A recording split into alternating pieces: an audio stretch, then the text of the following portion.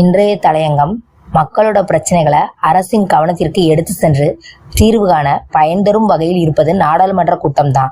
மாநில பிரச்சனைகளையும் அந்த மாநில எம்பிக்கள் தங்கள் உரையின் போது எடுத்துரைத்து அதற்குரிய பதில அரசு தரப்பிலிருந்து பெறுவதற்கு உதவியாக இருப்பதும் இந்த கூட்டத்தொடர் தான்.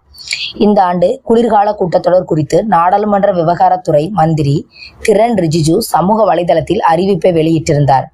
அதில் அவர் நாடாளுமன்ற குளிர்கால கூட்டத்தொடரை நடத்த ஜனாதிபதி திரௌபதி முர்மு ஒப்புதல் வழங்கியுள்ளதால் இந்த கூட்டம் டிசம்பர் 1 முதல் 19 வரை நடைபெறும்.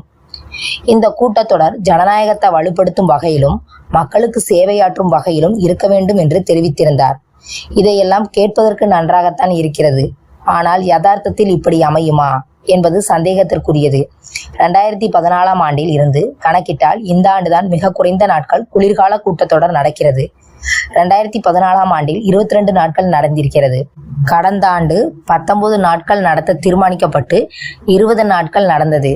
இப்போதும் 19 நாட்கள் என்று சொல்லப்பட்டாலும் அலுவல் நாட்கள் வெறும் 15 தான். எத்தனை நாட்கள் மக்கள் பிரச்சனைக்காக நாடாளுமன்றம் இயங்கும் என்று தெரியவில்லை.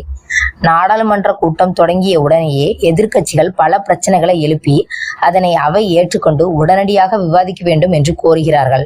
ஆனால் அதனை அரசு தரப்பிலோ சபாநாயகரோ ஏற்றுக்கொள்வதில்லை. எனவே அவையில் அமளியும் கூச்சலும் குழப்பமுமாக இருக்கும். அவை நடத்த முடியாமல் ஒத்தி வைக்கப்படும். இது நாள்தோறும் நடக்கும் வழக்கமான நடைமுறையாகிவிடும். திட்டமிட்டிருந்த எந்த அலுவலும் நடக்காமல் போய்விடும். இந்த குளிர்கால தொடரிலும் அமளிக்கும் கூச்சலுக்கும் பஞ்சமே இல்லாத அளவுக்கு விவகாரங்கள் இருக்கின்றன. பீகார் தேர்தல் முடிவுகள் 14 வெளிவந்து புதிய அரசு அமைந்துள்ளது. ஆகவே அந்த தேர்தல் முடிவுகளும் இந்த கூட்டத்தொடரில் எதிரொலிக்கும்.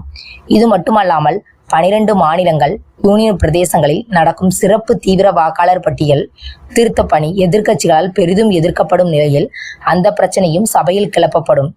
இதனை எதிர்க்கட்சிகள் ஆளும் தமிழ்நாடு, மேற்கு வங்காளம், கேரளா ஆகிய மாநிலங்கள் எதிர்த்து கொண்டிருக்கும் சூழ்நிலையில் சுப்ரீம் கோர்ட்டிலும் வழக்கு தொடரப்பட்டுள்ளது.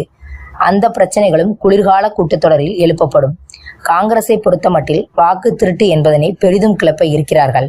மேற்கு வங்காளம், தமிழ்நாடு போன்ற மாநிலங்களில் மத்திய அரசு தர வேண்டிய நிலுவைத் தொகை வழங்காமல் இருப்பதும் இந்த கூட்டத்தொடரில் அந்தந்த மாநிலங்கள் சார்பில் எழுப்பப்பட இருக்கிறது.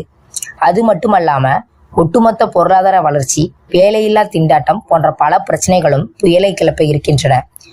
அதே நேரத்தில் 10 மசோதாக்களை நிறைவேற்ற மத்திய அரசும் திட்டமிட்டு இருக்கிறது.